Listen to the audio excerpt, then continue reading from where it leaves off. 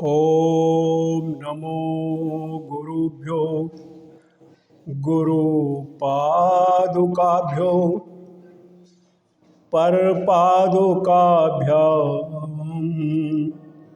आचार्य सिद्धेश्वर पादुकाभ्यो नमस्तु लक्ष्मी पति पादुकाभ्य कामादि सर्प ब्रज गरुड़ाभ्याम विवेक वैराग्य निधि प्रदाम्यम बोध प्रदाम्यम दुतमोक्षदान्यम नमो नमः श्री गुरु पादुकाभ्यां नमो नमो श्री गुरु पादुकाभ्याम। मैं हरिदत्त शर्मा हरिहरदास आओ सीखो भागवत में आप सबका स्वागत है। आज ये हमारी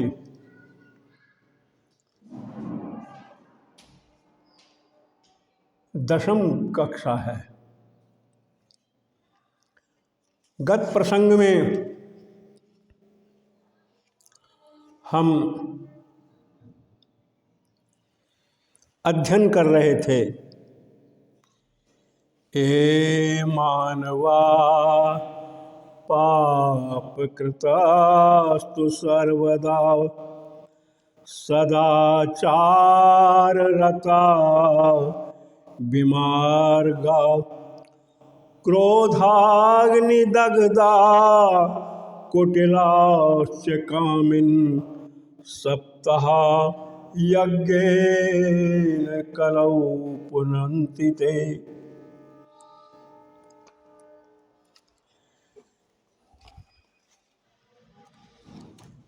जिसने सदा पाप ही क्या हो और दुराचार में रत रहता हो, वो भी श्रीमद् भागवत का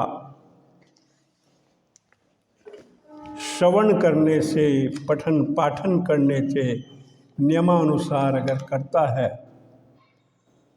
तो वो भी मुक्त हो जाता है।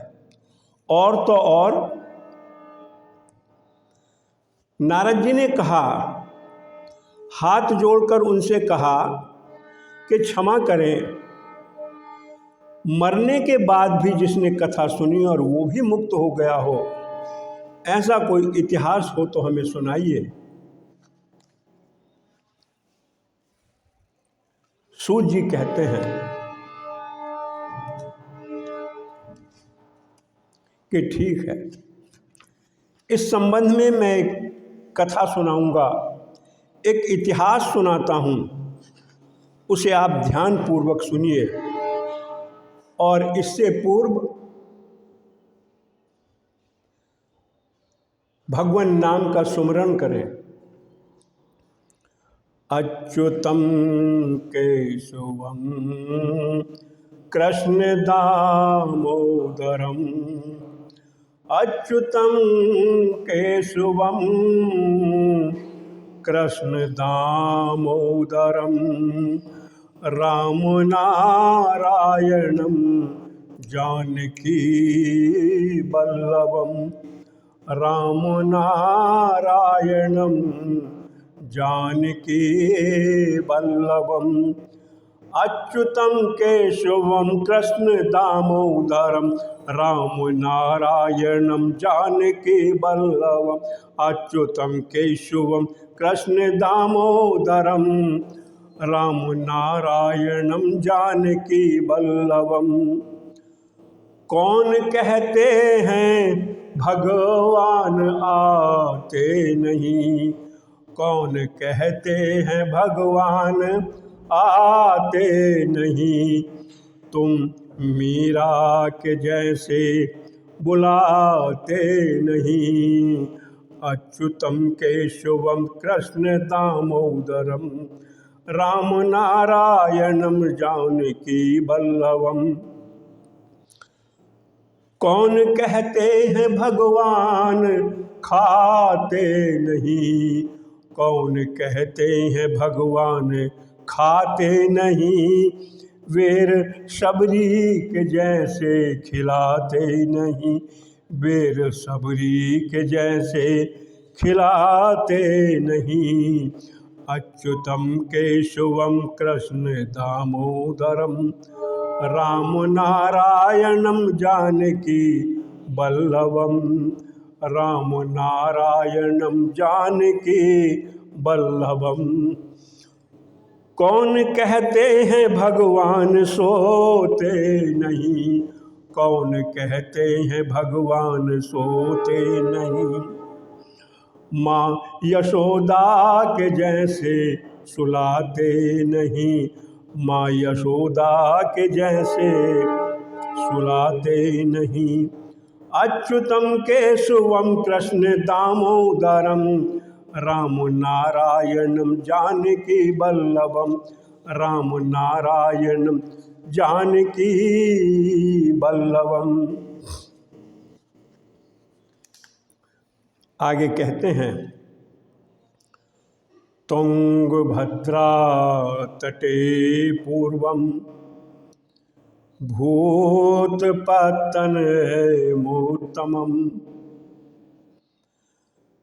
तुंगभद्रा तटे पूर्वम भूतपतनमोत्तमम्,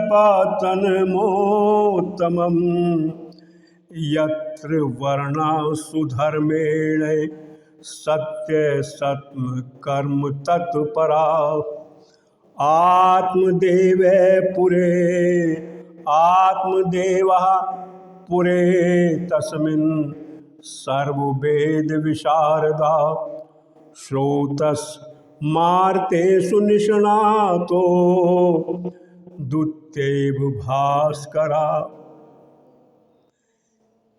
ये महात्म के चतुर्थ अध्याय का 16वां और 17वां श्लोक है।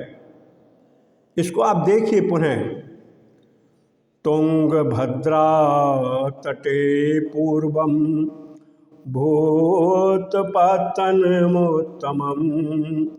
यत्र वर्णा सुधर्मेण सत्य सत्कर्म तत्परा, आत्मदेवे पूरे तस्मिन् सर्ववेद विशारदा, श्रोतस्मार्तेषु निर्णातो दुत्यम इव भास्करः। तुंगभद्रा नदी के किनारे एक नगर था जहाँ चारों वर्ण के लोग अपने अपने धर्मों के अनुसार सत्कर्मों में लीन रहते थे, और उसी उत्तम नगर में आत्मदेव है पूरे तस्मिन् सर्ववेद विशारद, एक वेद विशारद शास्त्र ज्ञाता और श्रोतस् मात्रेषु निष्णातो दुत्यैव भास्कर, और सूर्य के समान तेजस्वी एक आत्मदेव नाम के ब्राह्मण रहते थे। बंधुओं, ये तुंगभद्रा नदी कर्नाटक राज्य में पश्चिमी पठार से निकलकर तुंगभद्रा जलाशय यानी झील में होकर ये आंध्र प्रदेश में कृष्ण नदी में मिल जाती है, और इसी पर नागार्जुन सागर है। आगे जाकर मछलीपट्टनम बंगाल की खाड़ी में गिर जाती है। और आत्मदेव ब्राह्मण कैसे थे? भिक्षुको विद्यवान लोके तत्प्रिया धुंधली स्मृता, स्ववाक्य स्थापिका नित्यम सुंदरी सुकुलोद्भवा। 18वां श्लोक देखिए चतुर्थ अध्याय का। आत्मदेव भिक्षुक होते हुए भी धनवान थे। उनकी पत्नी सुंदर, ऊंचे कुल में उत्पन्न धुंधली नाम की थी और अपनी ही बात को पुष्ट करने वाली थी। धुंधली कैसी थी? लोक वार्ता रता क्रूरा, प्राहसो बहु जल्पिका, सूरा च गृह कृत्येषु, कृपणा कलह प्रिय।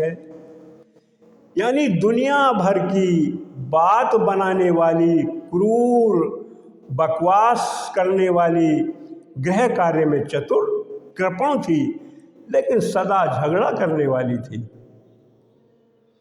और ये आत्मदेव षठ कर्म निपुणो विप्रो, मंत्र तंत्र विशारदा। वो विप्र जिसमें 60 कर्म आते हैं, विद्या का पढ़ना, पढ़ाना, यज्ञ करना, कराना, दान देना और दान लेना, ये आत्मदेव ब्राह्मण में गुण थे। आत्मदेव ब्राह्मण के धन तो अपार था, लेकिन उनके कोई संतान नहीं थी। न पुत्रो नापि वा पुत्री, ततश्चिंता तरो भ्रसम। और इसी से पंडित जी बहुत दुखी रहते थे। संतान प्राप्ति हेतु पंडित जी ने धर्म करना शुरू कर दिया। अन्न, भूमि, गाय, स्वर्ण और वस्त्रों का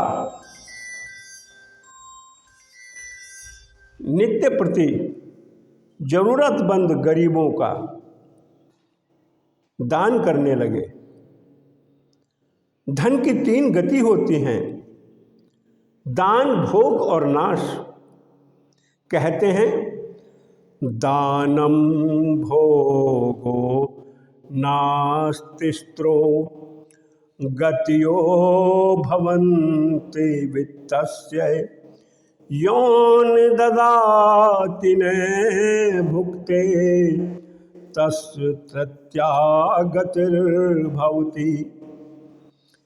ये भर्तरी नीति शतक का वाक्य है। लेकिन जो धन को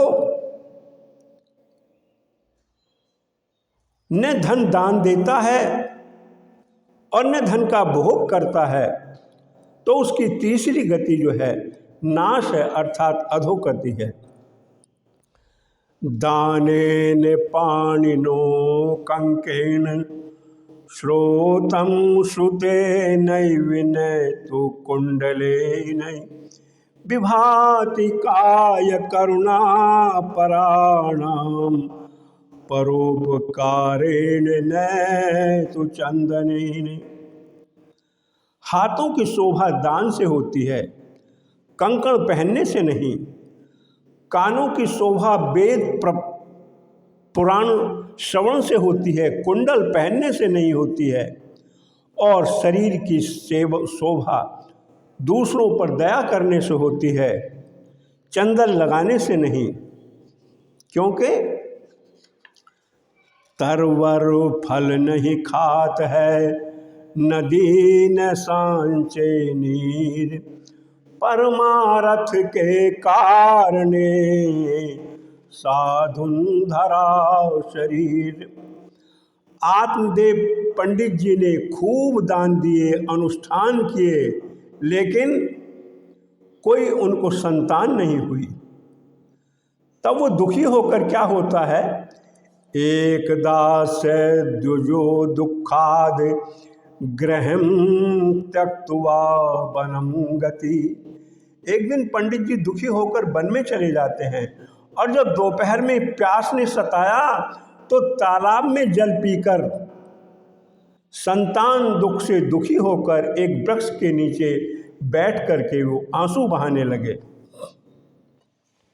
तभी एक संत सन्यासी उनको आंसू बहाता देख करके, शोक सागर में डूबा देख करके उनके समीप आ गया। ब्राह्मण देव उस सन्यासी को देख करके और जोर से रोने लगे। यतुच्युवाच, सन्यास ने पूछा, कथम रोदसी विप्रम त्वं काते चिंता बलीयसी बद त्वं सत्वरम मह्यम स्वस्य दुःखस्य कारणम। हे ब्राह्मण देव, कहो रोते क्यों हो? ऐसी तुम्हें क्या भारी चिंता है? तुम शीघ्र ही मुझे अपने दुख का कारण बताओ। ब्राह्मण देव कहते हैं कि किम ब्रवीमीर्षे दुखम पूर्व पापेन संचितम मदिया पूर्वम जासतोयम कवेष्णमुपो भुंजते। ये चतुर्थ अध्याय का 27वां श्लोक है। और कहते हैं, महाराज अपने मन की क्या बात बताऊं? न जाने पूर्व कर्म में ऐसे कौन से पाप किए हैं, उनका क्या वर्णन करूं। अब मैं अपने पूर्वजों को जलांजलि भी देता हूं तो मुझे ऐसा प्रतीत होता है जैसे मेरे पूर्वज चिंता युक्त श्वास से गरम गरम जल पी रहे हैं।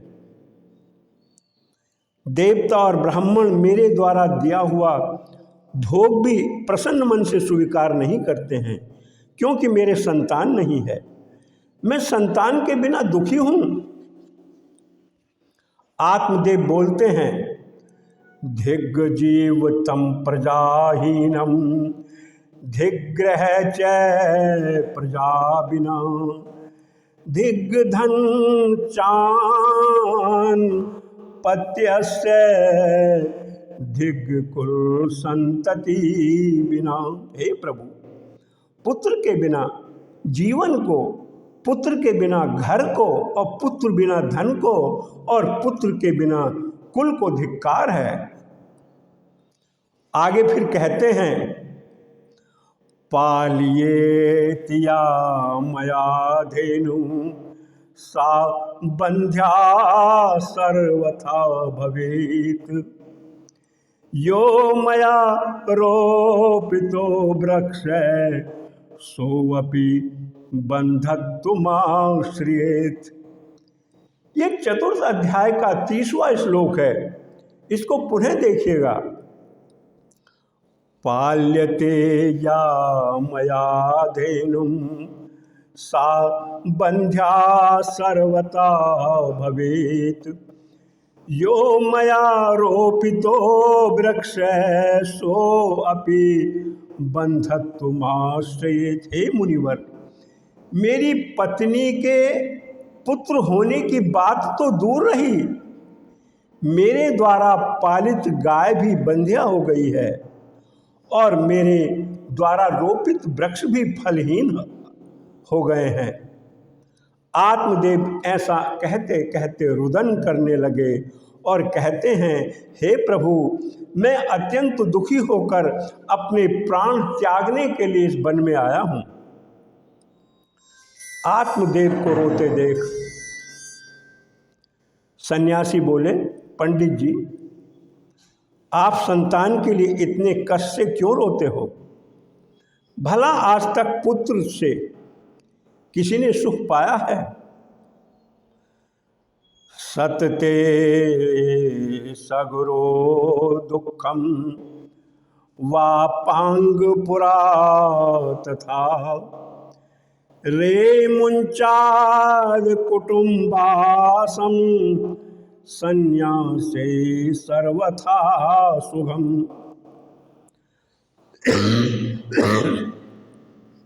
संतान से एक पुत्र वाले अंग महाराज ने क्या सुख पाया, कंस से क्या सुख पाया, क्या बहुत से पुत्र वाले सगर ने क्या सुख पाया।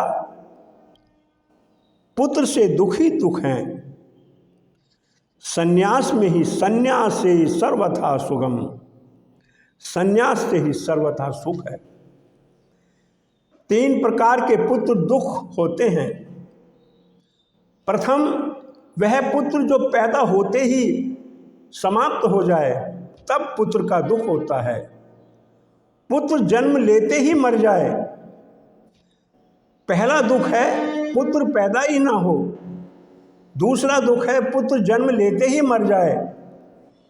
और तीसरा दुख जो है, पुत्र पैदा हुआ हो, जीवित भी हो और मूर्ख हो, दुष्ट हो। ये भी पुत्र जो है दुख के कारण होते हैं। कुग्राम बासै कुलहीन सेवा, कुभोजनम क्रोध मुखी च भार्या, मूर्खश्च पुत्रो विधवा च कन्या, बिना अग्निना षठ प्रदहेत कायम। कुग्राम बासै कुलहीन सेवा, कुभोजनम क्रोधमुखी च भार्या, दुःखाश्च पुत्रो विधवा च कन्या, बिना अग्निना षठ प्रदेह कायम। हे ब्राह्मण देव, बुरे गांव का बसना, कुलहीन की सेवा, बुरा आहार, क्रोधी पत्नी, मूर्ख पुत्र और विधवा कन्या, ये 6 जीवन भर छाती को जलाते रहते हैं। अब फिर सन्यासी ने कहा कि हे आत्मदेव, श्रवणो विप्र मया तोयम, श्रवण विप्र मया तोद्यम, प्रारब्ध तो विलोकितम, सप्त जन्माब्धि तत् पुत्रो नैव चै नैव चै। और मैंने इस समय तुम्हारा प्रारब्ध देख लिया है, 7 जन्मों तक भी तुम्हें संतान सुख प्राप्त नहीं होगा। अपने विवेक से काम लो।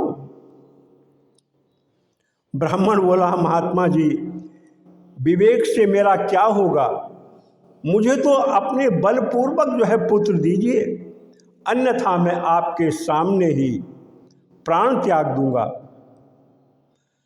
ब्राह्मण का ऐसा हठ देखकर उन तपोवन ने कहा, हठ के कारण राजा चंद्रकेतु को बड़ा कष्ट उठाना पड़ा था। मुंचा ज्ञानम प्राजरूपम वलिष्ठा कमनो गति, विवेक तू समासाद्या तज संसार वासनम।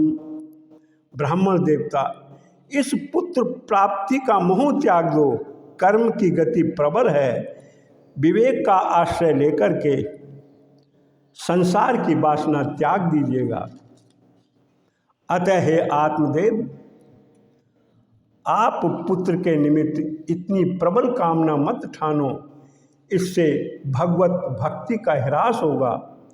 हे आत्मदेव, संसार में 3 ऐषणाएं होती हैं, तृष्णाएं होती हैं, पुत्रेषणा, वित्तेषणा और लोकेषणा।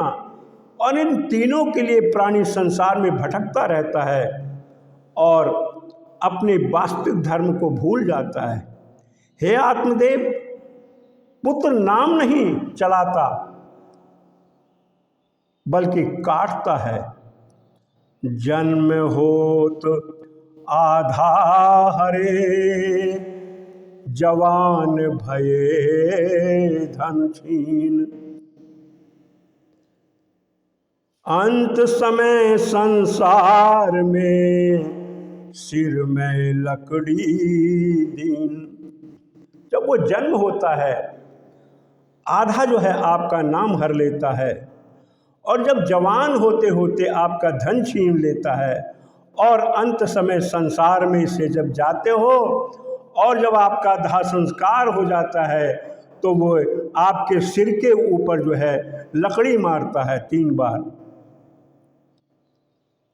सबसे पहला काम, बाप मर गया, शमशान में आकर सबसे पहला काम पटवारी या कोर्ट में जाएगा बच्चा, अर्जी देगा, मेरे बाप का नाम काटकर मेरा नाम और खेत जायदाद में कर दो। सन्यासी के बार बार समझाने पर भी जब आत्मदेव की समझ में बात नहीं बैठी तब उन्होंने उसे एक फल दिया और कहा, इसे तुम अपनी पत्नी को खिला देना, इससे उसको एक पुत्र होगा। और साथ साथ ये भी कहा, तस्य गृहं समालोक्यं फलमेकं स दत्तवान् इदं भक्ष्य पत्न्या त्वं ततः पुत्रो भविष्यति। ये फल खाएगी तो उसको पुत्र होगा। और पुत्र कब होगा? सत्यम शौचम दया दानम एक भक्तम तु भोजनम वर्णावधि स्त्रियाकार तेने पुत्रो अति निर्मला। तुम्हारी स्त्री को 1 वर्ष तक सत्य, शौच, दया, दान और एक समय एक ही अन्न खाने का विधान अपना लेगी तो बालक शुद्ध और निर्मल स्वभाव का होगा। तभी ब्राह्मण ने संत को साष्टांग प्रणाम किया, फल हाथ में लेकर घर की ओर दौड़ लगाई और घर जाकर के आत्मदेव ने अपनी पत्नी से कहा, देखो क्या सुंदर सुस्वादु फल है, आपके लिए लाया हूं, इसको पालो, खा लोगी तो सुंदर पुत्र की प्राप्ति होगी। पत्नी के पूछने पर आत्मदेव ने पूरी कहानी सुना डाली और धुंधुली ने फल ले लिया, किंतु उसकी श्रद्धा नहीं बनी और बिना श्रद्धा के अश्रद्धाहुतम दत्तम तप्रस्त तप्त कृतम चयते असिदित्युच्यते पार्थम न च तत्प्रेत्य नोहि। ये गीता का 17वां 18वां श्लोक है। हे पार्थ, बिना श्रद्धा के यज्ञ, दान, तप जो भी कार्य किया जाता है सब नश्वर है, वह असत कहलाता है और वह तो इस जन्म में और मरने पर भी व्यर्थ हो जाता है। आत्मदेव की पत्नी धुंधली अश्रद्धा से फल को हाथ में लेकर अपनी बहन और सहेलियों में विचार करने लगी। कहती है, यदि मैं फल खा लूँगी तो मेरा पेट बढ़ने लगेगा और फिर मैं ठीक से भोजन नहीं कर पाऊंगी। गर्भवती स्त्री की सुंदरता कम हो जाएगी। प्रसव के समय असह्य वेदना मैं कैसे झेलूंगी? और यदि सुखदेव जी की तरह बालक 12 वर्ष तक उदर में ही रहा तो मैं कैसे जी पाऊंगी? मैं तो मर जाऊंगी और बच्चे को पालने में बड़ा श्रम लगता है। मैं इस महात्मा द्वारा दिए फल को कैसे खाऊं? लालने पालने दुखम प्रोसूति याच वर्तते बंध्या मां विधवा नारी सुखीनी चेति में मति। मेरे विचार से तो बांझ और बंध्या नारी ही सुखी रहती है। धुंधली कौन है? जिसकी बुद्धि पर अज्ञान का पर्दा हो, उस अज्ञान के कारण ही धुंधली नकारात्मक और विपरीत बातें सोच रही है। और धुंधली की बहन बोली, अरे बहिना, खैबे पहिरे ढोंगती खावे पहिरे ढोंगते ये जोगी अवधूत। अरे बहन कहूँ फलन ते होत न देखे पूत। उसकी बहन ने कहा, कहाँ चक्कर में पड़ रही है इन साधुओं के, फल से भी कहीं पुत्र हो जाएगा। अरे बहन एक बात सुन, मेरा पैर भारी है, मेरे तो कई बच्चे हैं, तेरे घर खूब धन है, और जब बालक होगा तब मैं उसको रात्रि में तेरे घर भिजवा दूंगी। तू मेरे धनी को धन दे देना, उसके पालन पोषण करने को मुझे बुलवा लेना, और इस फल को परीक्षा के लिए तू अपनी गाय को खिला दे।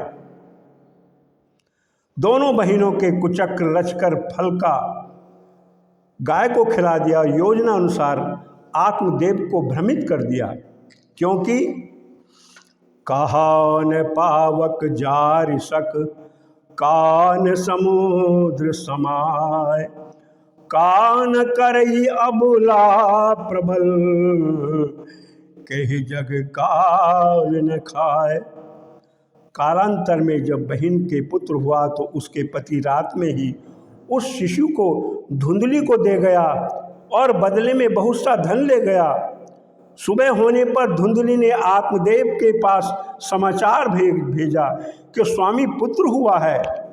अब तो पंडित जी के हर्ष का पारावार नहीं रहा, और जैसे महाराज दशरथ आनंद से दशरथ पुत्र जन्म सुनि कानऊ, दशरथ पुत्र जन्म सुनि कानऊ, मानहु ब्रह्मानंद समान, सर्वस्व दान दीन सब काहू, जही पाबारा खाओ नहीं ताहू। जिस प्रकार से दशरथ जी जो ब्रह्मानंद के समान हो गए, उसी प्रकार आत्मदेव ने भी हर्षोल्लास के साथ खूब दान धर्म किया, खूब भोज किया, और सारी बस्ती में पंडित जी के पुत्र होने के समाचार से हर्ष छा गया। लेकिन पुत्र दूसरे का था। अतः धुंधली बोली, यदि पति आत्मदेव से कि मेरे स्तनों में दूध नहीं है, बालक कैसे पलेगा? मेरी बहन के अभी अभी कुछ दिन पूर्व संतान हुई थी, वो अब नहीं रही। यदि आप कहें तो मैं उसे यहाँ बुला लूँ, यह बालक पल जाएगा। आत्मदेव ने स्वीकृति दे दी, और पंडित जी अब बालक का जात कर्म संस्कार करने के लिए उद्यत हुए। और जब नाम रखने लगे तब धुंधली बोली, वाह महाराज, 9 मास मैंने कष्ट भोगा तो नाम भी मैं ही रखूंगी, और मेरा नाम धुंधली है तो मैं इसका नाम धुंधकारी रखूंगी। धुंधम कलह क्लेशम करोति कासति सै धुंधकारी, धुंधम अज्ञान कलहम लाती या सै धुंधली। जो स्वयं लड़े दूसरों को भी लड़ाए उसे धुंधकारी कहते हैं। और माता धुंधली ने पुत्र का नाम पुत्रस्य धुंधकारिते नाम मात्रा प्रतिष्ठितम, उसका नाम धुंधकारी रखा। और देखिए प्रभु की कृपा, प्रभु की लीला बड़ी अपरंपार है। 3 मास के उपरांत गाय के भी एक स्वर्ण के समान चमकते हुए बालक का जन्म हो गया। सर्वांग सुंदरम दिव्यम निर्मलम कनक प्रभम, और उसकी छवि देखने के लिए गांव के जनमानस का तांता लग गया। उसके कान गाय जैसे थे और संपूर्ण शरीर उसका मानव जैसा था। उसका यथोचित संस्कार करवाकर उसका नामकरण किया गया। गोकर्ण तम सुतम दृष्ट्वा गोकर्ण नाम चाकरो, उस पुत्र का नाम गोकर्ण रखा गया। पंडित जी को प्रजा ने बहुत बधाई दी। अब एक नहीं, हमारे पंडित जी के दो दो बेटे हो गए हैं। भाग्योदयो अधुना जात आत्मदेव से पश्यते धेन्वा बहले प्रसूतस्तु देवरूपति कौतुकम। विधाता का कौतुक तो देखो, एक गाय ने देवरूप मानव पुत्र को जन्म दिया। हमारे पंडित जी का भाग्य जो है उदय हो गया। यत कालेन तौ जातौ तरणौ तनिया बुभौ गोकर्ण पंडितो ज्ञानी धुंध कौरी महाखले। और बालक ज्यों ज्यों बढ़ने लगे, गोकर्ण प्रकांड पंडित होते चले गए और धुंधकारी उतना ही दुष्ट और दुराचारी होता चला गया। सत असत विवेचनी बुद्धि। आगे कहते हैं कि सत असत का जो ठीक से विवेचना न कर सके, ऐसी बुद्धि का जो मालिक है वह पंडित है। इसलिए भगवान श्री कृष्ण अर्जुन को डांटते हुए कहते हैं, असोचान सोचस्वम प्रज्ञापातस्य भाससे गता सुंच नानु सोचंति पंडिता। पंडित ऐसे थोड़ा नहीं सोचते जैसा तू सोचता है। सत असत का जिसमें विवेक हो वह पंडित है। और ऐसे महान पंडित श्री गोकर्ण महाराज हुए। धुंधकारी चोर दुराचारी हुआ, वह दूसरे के घरों को जला देता था और दूसरों के बच्चों को जो है वो कुएं में डाल देता था। चांडोलों को संग करने लगा, हिंसा करने लगा, वैश्यागामी हुआ, पिता के धन को बर्बाद करने लगा। एक दिन धन न रहने कर माता पिता को पीट कर बर्तनों को ही बेच डाला। धुंधकारी के आचरणों से दुखी होकर आत्मदेव सोचने लगे, बंधत्वम तो समीचीनम कुपुत्रो दुखदायकम। दुष्ट पुत्र के होने से तो बांझ रहना ही अच्छा है। अब कृपण आत्मदेव सोचने लगे, क्या कहूँ, कहाँ रहूँ, मेरे दुख को कौन दूर करे। इस प्रकार सोचते सोचते रोने लगे। कब तिष्ठामि कब गच्छामि को मैं दुख व्यपोहयेत प्राणस्त्यजामि दुःखेन है कष्टम मम संसिता। विचार आया, क्या ऐसे जीवन से तो अच्छा है कहीं जाकर मर जाऊं। प्राणस्त्यामि दुःखेन, पुत्र के इन दुर्गुणों से दुखित हुए ब्राह्मण मरने का विचार करने लगे। यह कैसी विडंबना है।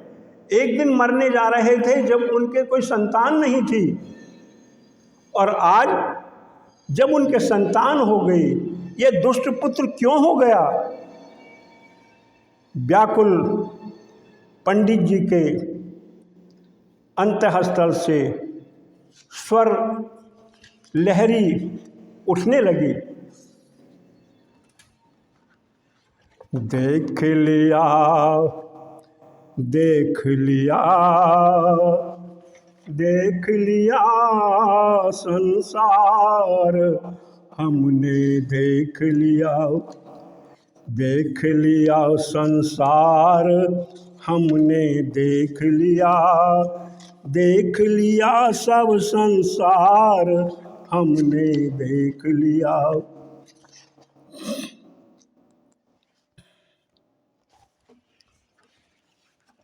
देख लिया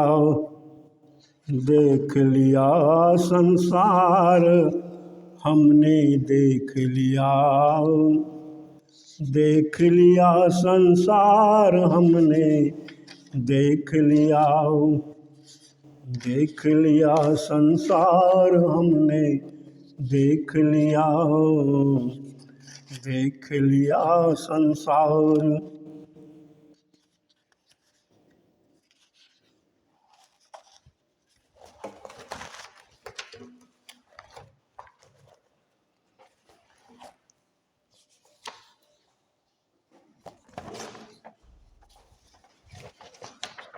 लिया सब मतलब के यार हमने देख लिया, देख लिया संसार हमने देख लिया।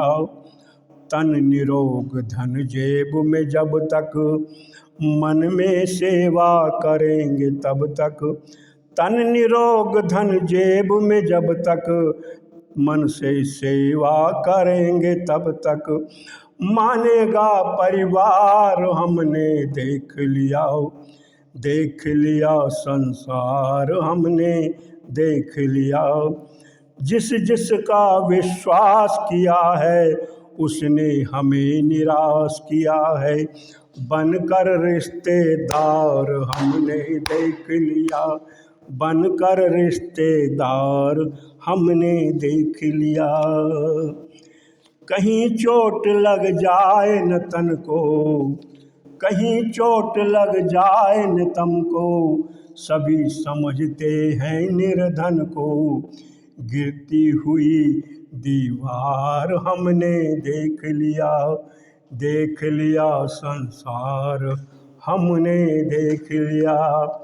बोलिए श्रीमद् भागवत पुराण की जय, सद्गुरुदेव की जय, आज के आनंद की जय जय। और सभी विद्यार्थियों से निवेदन, इसका आगे का प्रसंग हम अगली कड़ी में सुनेंगे। तब तक के लिए हमारे श्री हरि दिव्यम चैनल को जो है आप सब्सक्राइब करते रहिएगा, बेल आइकन को दबाते रहिएगा, जिससे आपको नोटिफिकेशन मिलता रहेगा। और सभी से फिर एक बार कि अपनी डायरी पर ये सारे श्लोक लिखते रहिएगा, और जितने प्रशिक्षणार्थी जुड़े हैं सब हमको एक एक फ़ोटो पासपोर्ट साइज़ का भेज दें। राधे राधे।